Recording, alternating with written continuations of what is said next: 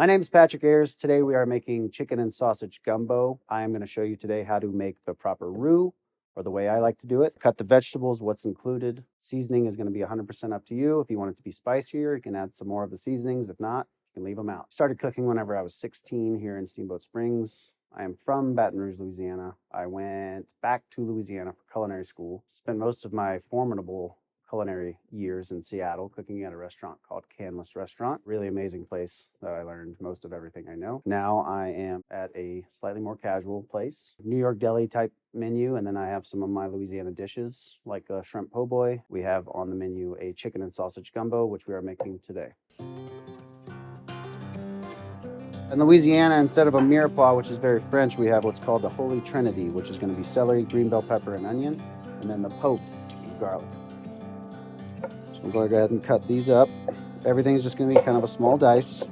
Doesn't have to be perfect. It's going to be a stew, so everything's going to be cooked down quite a lot. And the idea is to have twice the amount of onions as you do the other two vegetables.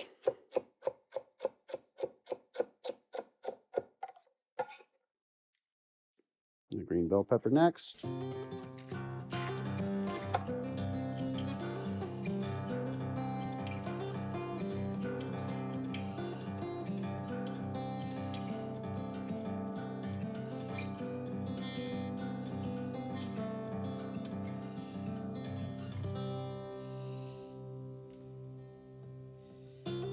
So there's the green bell pepper.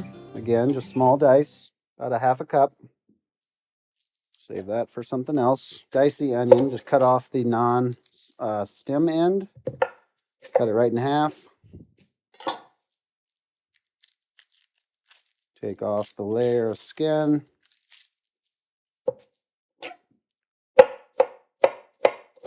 So this end holds the onion together while you're dicing it. Go one time through the middle. And then that dices it up. Perfect.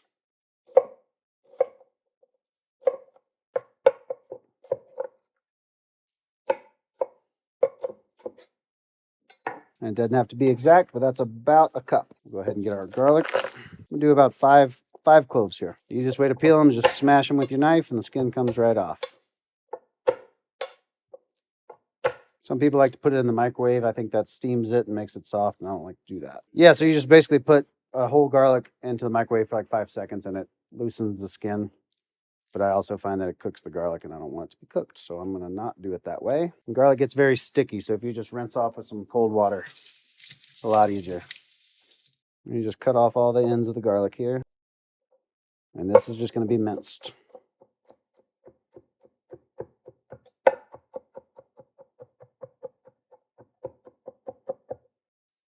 Fastest way to chop garlic is keep it in a pile. That way you get more layers. You don't want to spread it all out. That's good for the garlic. So right in, all those veggies can be in a bowl together. They'll all go into the pot at the same time.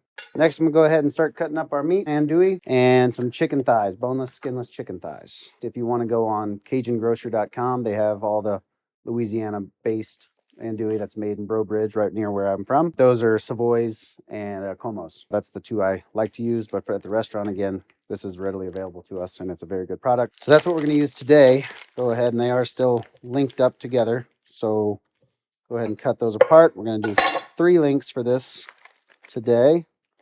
And I do typically, especially with the chicken, like to use a different cutting board. We'll get the andouille cut first. And you just slice it straight across. You can order a whole skinned alligator on Cajun Grocers. All right, so there's the andouille. Now we're just going to cut up the chicken thighs. And you can use chicken breasts for this. I like chicken thighs. I think they're a much more tender meat. So I just dice it right up. And we're just going to do 2 of them today.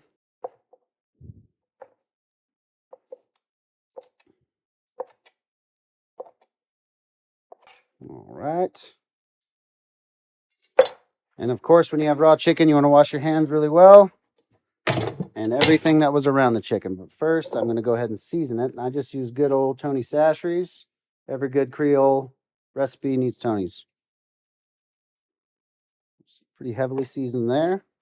Mix that up.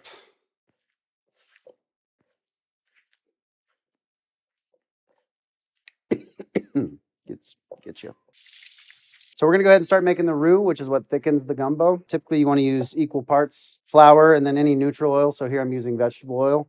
You can use vegetable, canola, anything that doesn't have a strong flavor and also has a high smoke point.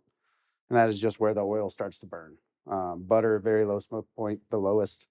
Anything, extra virgin olive oil is one of the worst as well. So I use vegetable oil and then just all-purpose flour. So we'll move over to the stove. Just add the oil, and what we're going to do is sear off the meat first, and that'll give us some nice flavor in the pot. So we'll sear off the meat. We will take it out of the pot, leave all the oil in there, go ahead and make the roux from that, and then add the vegetables. And I'll show you that whole process. Andouille. Now just use a spatula to stir it around. Go ahead and get it in there. And we want to keep that plate close by because that's where we're going to pull it out and put it back onto. So with the andouille, we're not trying to fully caramelize it. We just want to brown it a little bit. And again, that'll give you some nice flavor into the pot and into the roux, which will just bring depth of flavor. We're just going to keep stirring this a little bit. We're almost there with the sausage. And then you want to use something perforated so that all that oil drips through.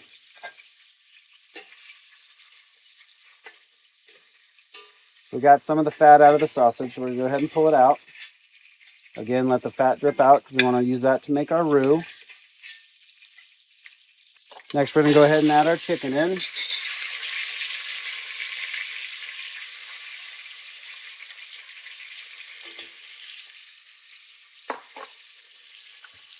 And for the chicken, we're just trying to get it where it's opaque on all sides. We're not really cooking it through. It's going to simmer in the gumbo for the length of the time the soup is being made, so you don't have to worry too much about cooking it through. We'll go ahead and pull the chicken out now.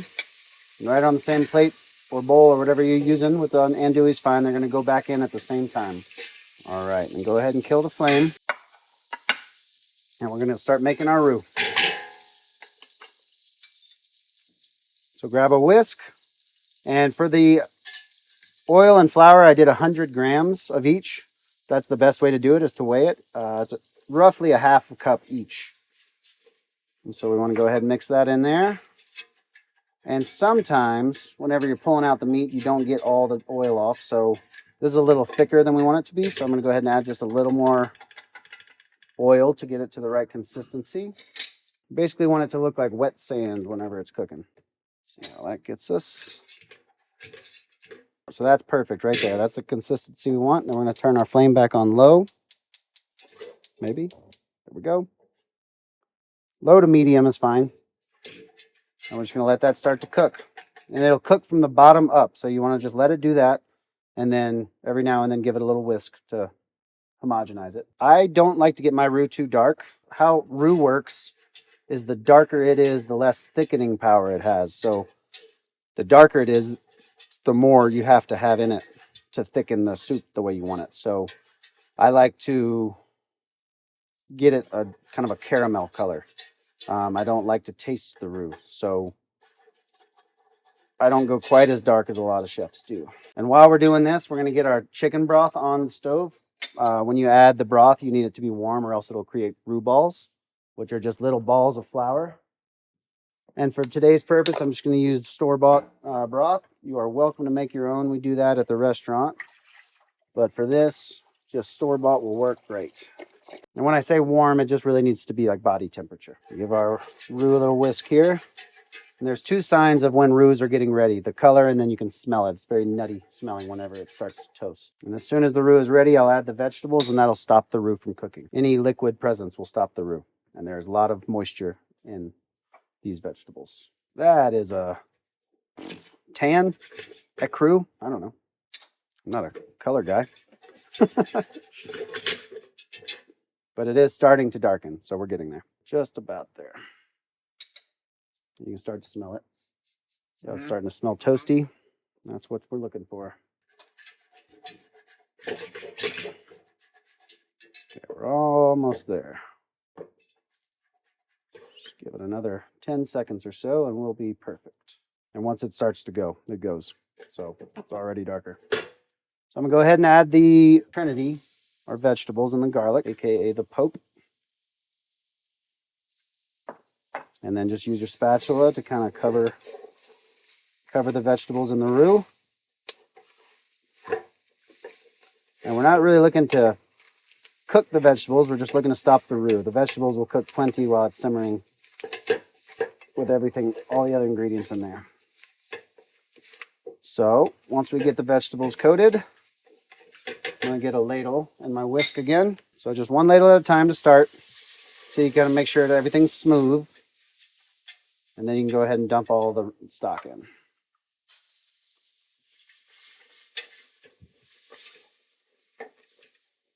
All right, so we're looking good there. So I'm gonna just go ahead and pick up the pot and dump it right in.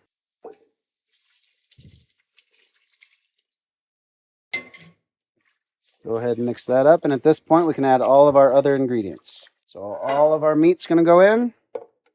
Chicken and sausage.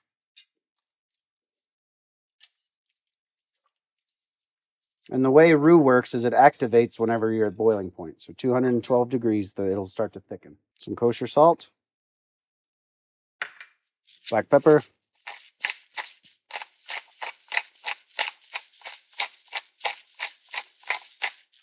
And I've got about a cup of cut okra that I just get out of the freezer section at the grocery store. You should be able to find it pretty easy. So I use frozen okra because I can find it year round. If you want to use fresh, have at it. And then we got bay leaves. We'll do 2 bay leaves. Dry is fine. If you can find fresh, that's even better. Fresh thyme.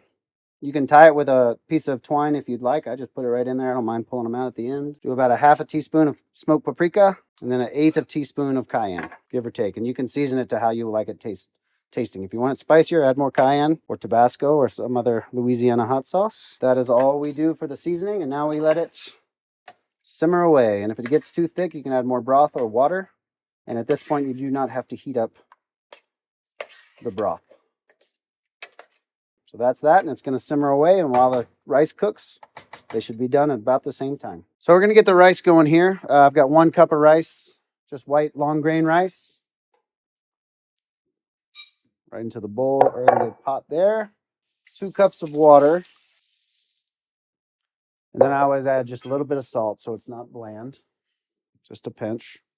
So just get it on the fire there and put the lid on. And I actually mostly do mine in the oven. So I'm just going to bring it up to a little bit of a simmer and then pop it in the oven at 400 for 45 minutes. I just think it cooks more evenly that way. It sometimes if you do it all on the stove, it gets a little overcooked on the bottom. And I think this way it simmers evenly and cooks the rice perfectly. Okay, so we're just going to slice up our scallions for garnish as well as they go in to the soup itself at the towards the very end. So just nice slice. And when you're cutting any herb or green onions, you want to make sure you're slicing and moving, not straight down. Otherwise, you're just going to bash them up and bruise them.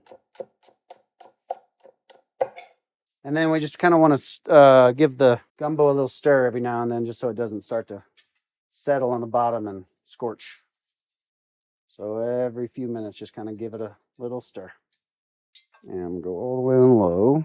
So we're just about to the end of the gumbo. So I'm going to go ahead and add a bit of our scallions. And we add them at the end just so they stay a little fresh. We like a little bit of raw onion taste. The other onions have been in there for a good long while, simmering. So these scallions will give us a nice fresh burst of green onion flavor. And we're going to save the rest for garnish. So there's our rice timer. Go ahead and pull that out of the oven. And it's nice and fluffy. Let steam escape. Now you can just tell that it's done, it's even. You can fluff it with a fork. And that's some nice rice. Okay, so now we're going to go ahead and plate our gumbo. We're just going to get our ladle, give it a little mix.